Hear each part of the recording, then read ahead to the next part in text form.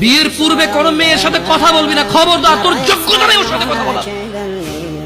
তুই কে রে? বামন হয়ে চাঁদের দিকে হাত বাড়াবি না।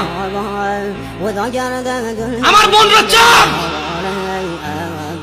ওয়াল্লাহি যেদিন ইসলামী শাসন আসবে, যেদিন ইমাম মেহেদী আসবে, যেদিন ঈসা আলাইহিস সালাম আবার আসবে, ওনার বন্দরের উপর যারা হাত দিবে উনি হাত কেটে ফেলবে। বামন হয়ে চাঁদের দিকে হাত বাড়াবি। আমার বোনরা চাঁদ।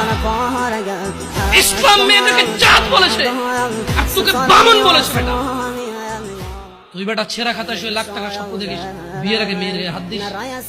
সাহস কত তোর, সাহস কত? তুই জানিস না মুহাম্মদ সাল্লাল্লাহু আলাইহি সাল্লাম বলছে নেক স্ত্রী দুনিয়াতে যা আছে ওর চেয়ে বেশি উত্তম। তুই কি করে ওর গায়ে হাত দিস বিয়ের আগে? তোর সেই যোগ্যতা আছে বল?